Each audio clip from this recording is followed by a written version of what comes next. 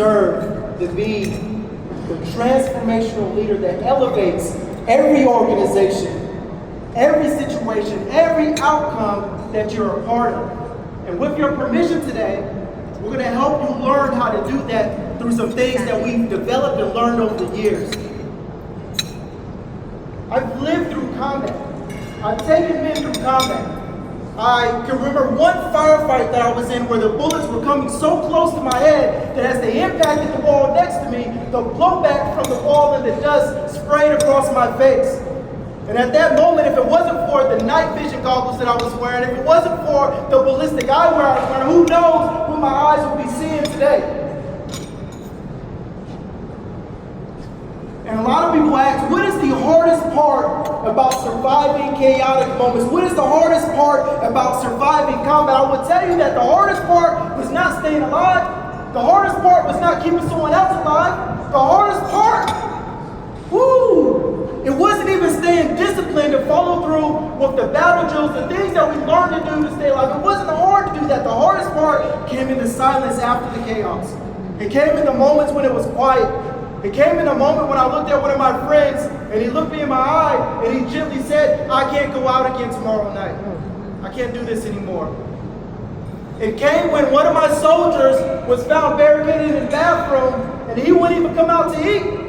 He was eating Pop-Tarts in the bathroom because he was too afraid to face the day. That was the hardest part.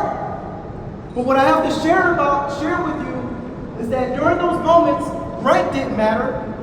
Strategy didn't matter. Status didn't matter. Position didn't matter. What mattered was my ability to sit with him in his pain and not flinch. That's what mattered in that moment.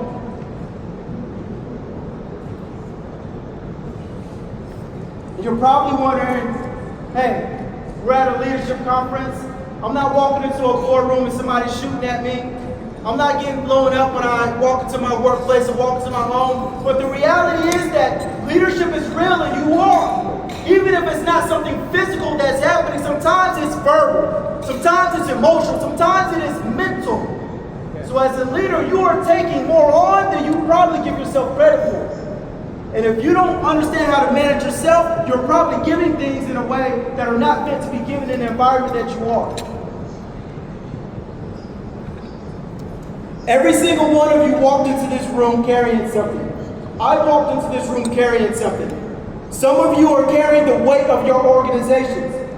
Some of you are carrying the silence of your family. Some of you are carrying things unsaid, traumas that you experienced that you are not willing or ready to share with anyone else in the world.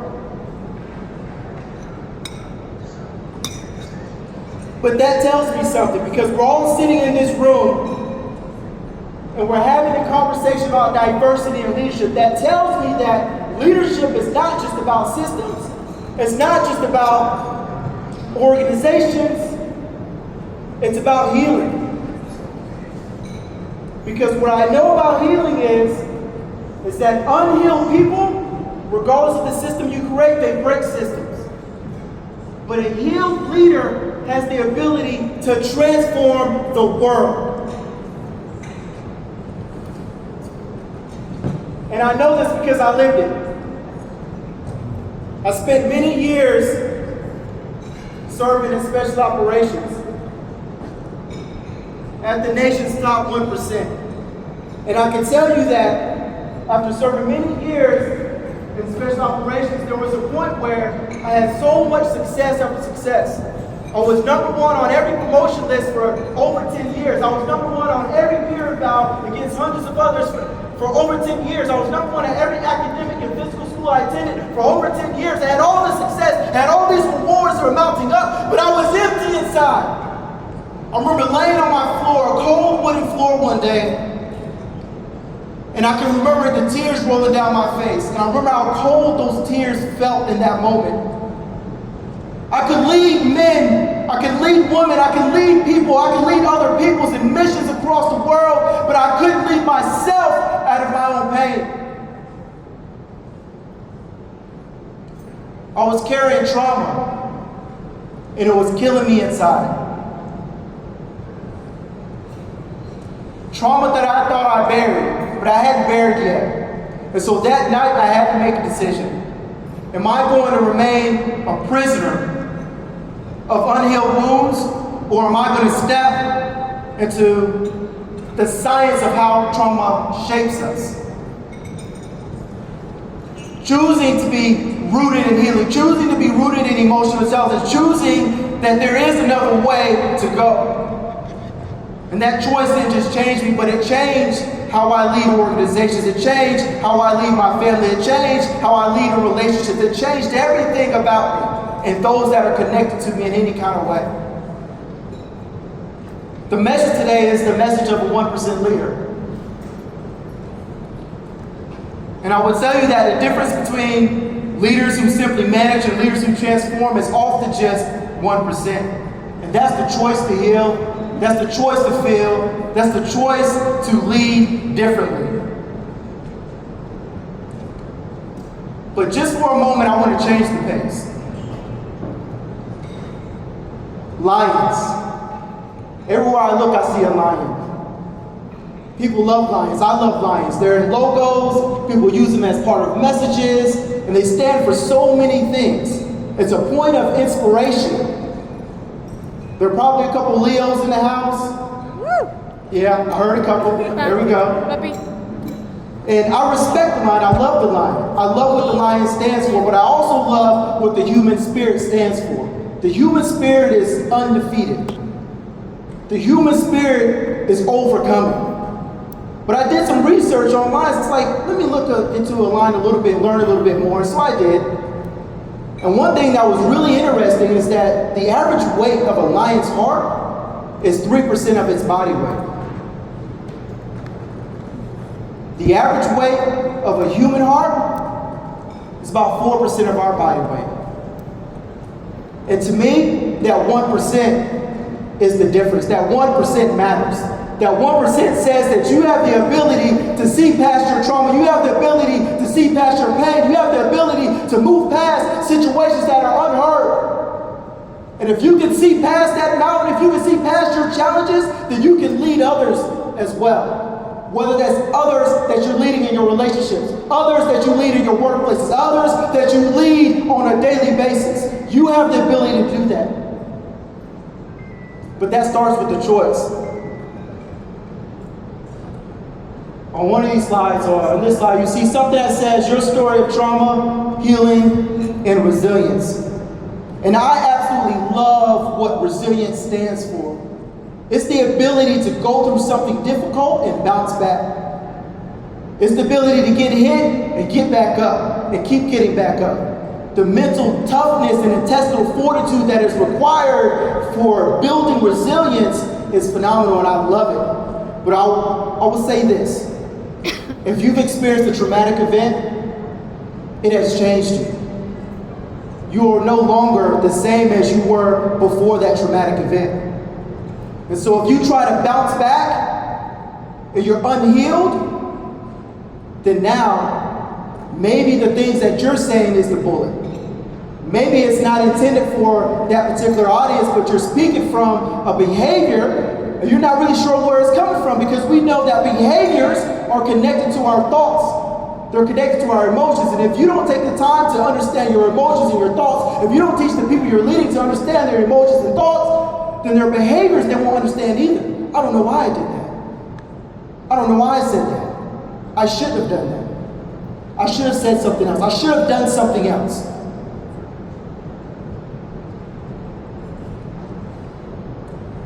Studies show that over 70% of adults have experienced a traumatic moment. Within that 70%, 1 in 5 have experienced more than one traumatic event. I'm going to ask for a little trust here. And I'm going to ask everyone to close their eyes just for a moment. And if you have experienced a traumatic event, this is a safe space. Your own form of emotional distress, if you have experienced something that has changed you, I need you to raise your hand.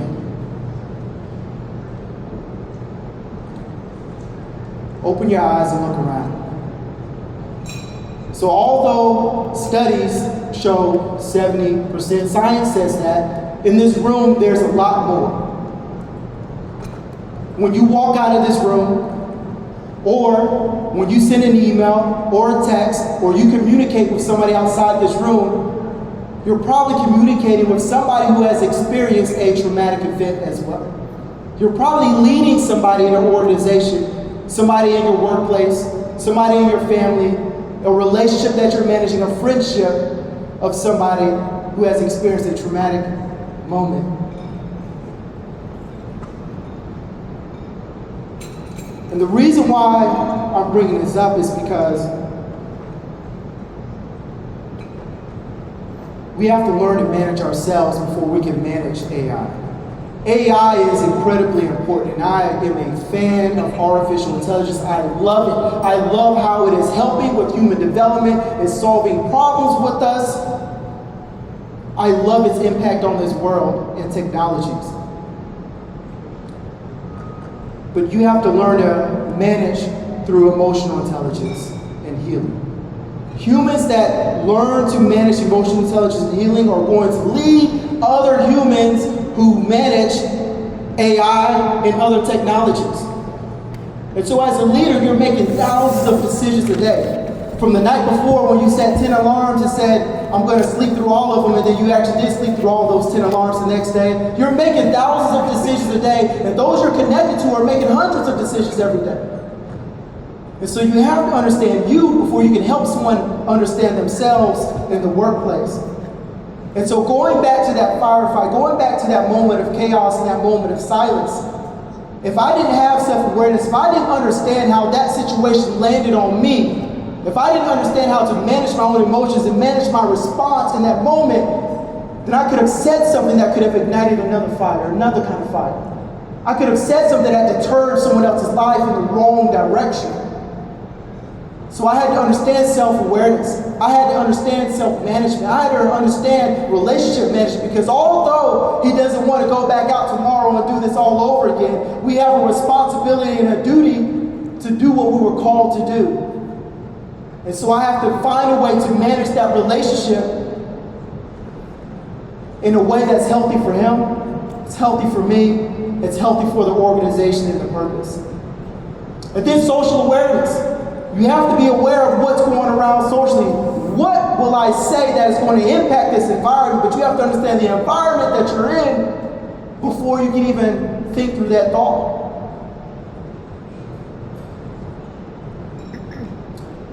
So as leaders, we make decision after decision after decision, and they have to be healthy. So I'm going to draw on a story, a little short story. There's a story about a man at an intersection. This man at this intersection was faced with going one direction or another direction. And I want you to visualize New York Times Square. Everyone is shoulder to shoulder. It is really busy outside with just people standing close together. It's cold outside, and he is urgently trying to move in a direction. Every time he moves, he bumps into somebody, and he says, "You're in my way. You're in my way. You're in my way." And every time this happens, that person disappears until it is just him at this intersection, lack of progress, and blaming everybody else around him. Until you hold up that mirror for yourself through emotional intelligence, that you cannot hold that mirror up for someone else to help them along the way. And so for every one thing that you learn for AI, and there's so many things. I learned a lot yesterday about names that some of my colleagues and friends are naming their chat GPTs.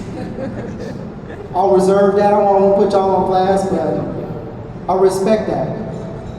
But for everything that you learn about AI, I want to challenge you to learn more, 10 things more about emotional intelligence and healing.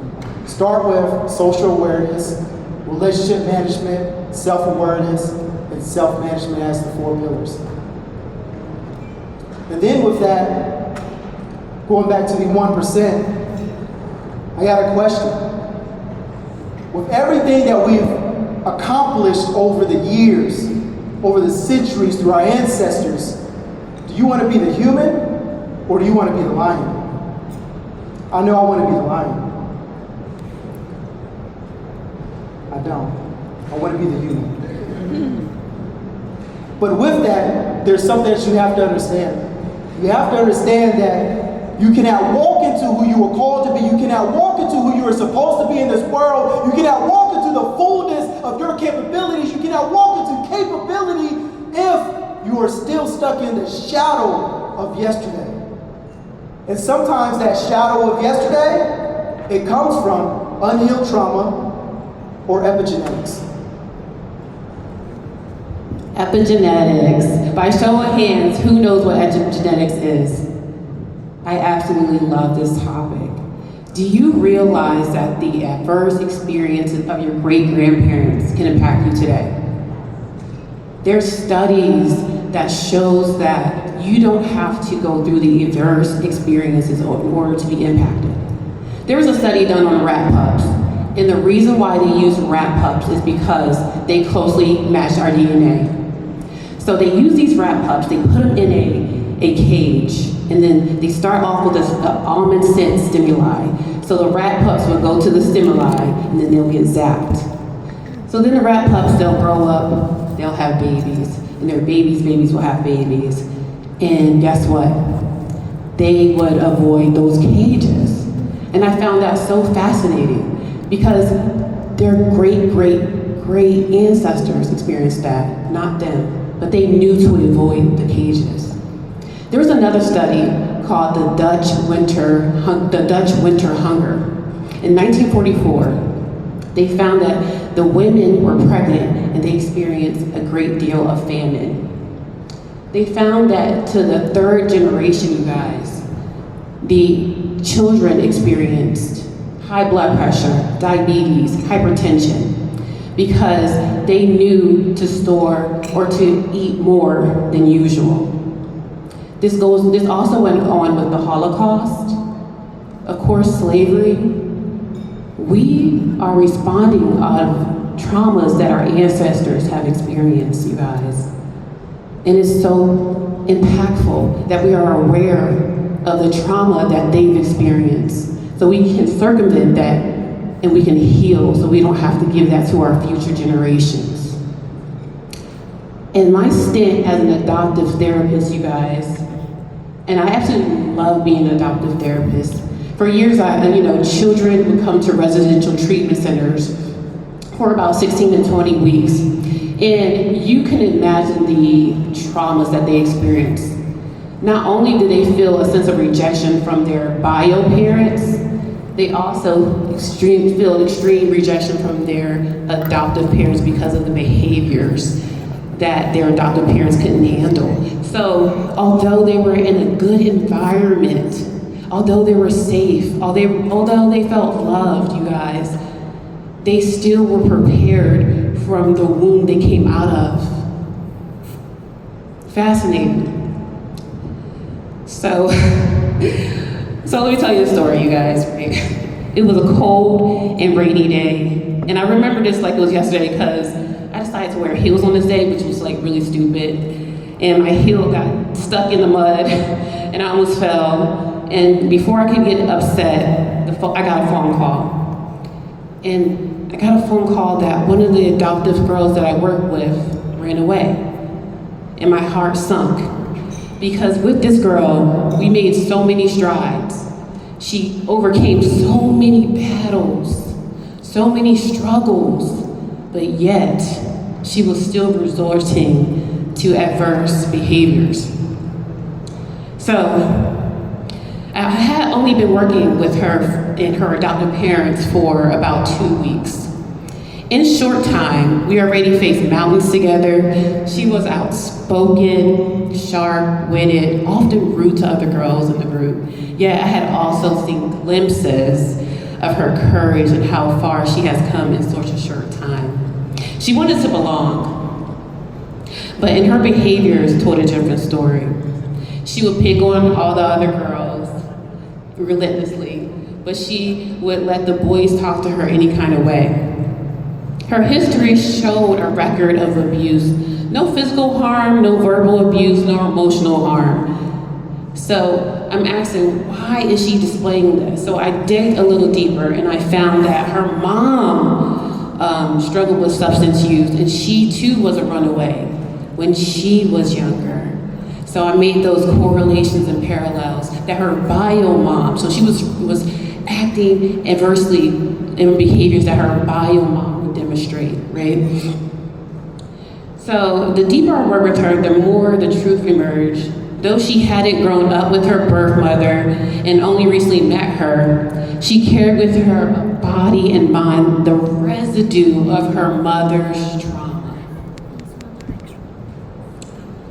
She was living out behaviors aligned with pain she had never personally experienced.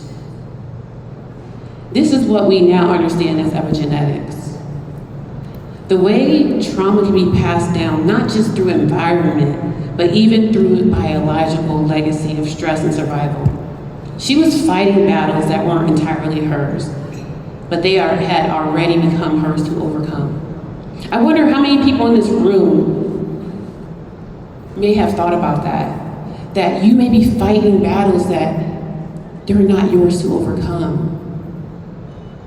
And maybe you don't have the questions answered, or the people to talk to because you come from a family system that don't talk about these things and keep them secret. We can't heal what we don't reveal. And that was the moment I realized something profound, you guys. Leadership is not only what we see in front of us. True leadership in a family, a classroom, an organization, or a community requires us to recognize the unseen. Sometimes the behaviors is not rebellion. Sometimes it is history speaking through the body. Sometimes it's inherited pain asking to be healed. That young woman taught me that healing is leadership. Parents, teachers, executives, leaders of any kind must be willing to look beyond behaviors into the deeper story. Because if we only correct the action without understanding the wound, we repeat cycles instead of breaking them. The lesson is this: you cannot lead people into transformation without first creating space for their healing. And that is what emotional intelligence and epigenetics remind us. Healing is personal and it's generational. And when we leaders choose empathy, when we confront inherited patterns, when we are not only guiding individuals, but we are loving, we're making connections, as you mentioned yesterday, and we're showing compassion, you guys. We are shifting the future for families, organizations, generations, AI, all of it. And so the next time you encounter resistance, defiance, or what looks like disrespect, pause and ask yourself, what story might this person be carrying that I cannot see? What pain might they have inherited that they don't understand? Leadership is not about control. Leadership is about creating the conditions for healing. And when we do that, we don't just raise better children, better teams, healthier, better companies. We raise a better future. Thank you.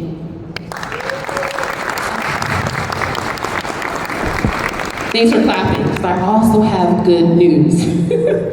Although negative adverse experiences can be inherited, guess what else can be inherited? Positive experiences, resilience. So in order to circumvent the negative, what we have to do is make sure that we introduce more positive experiences, more positive interactions, a safe space for people to be who they are. And then we can start to minimize the trauma, the negative events that people experience. Because although negative experiences can be inherited, so can positive ones. And also, I love the positive resilience. I wrote a book, I was hoping it would be up here. but it's not. It's called Unapologetically Resilient. It is on Amazon if you guys are interested. I'm wishing you guys a wonderful day. Thank you. Oh, yay.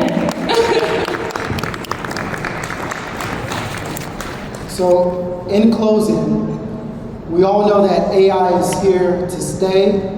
AI is here to change.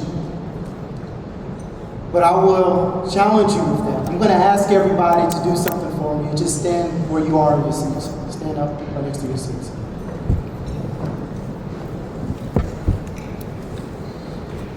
Because those of you standing right now, you are the difference makers.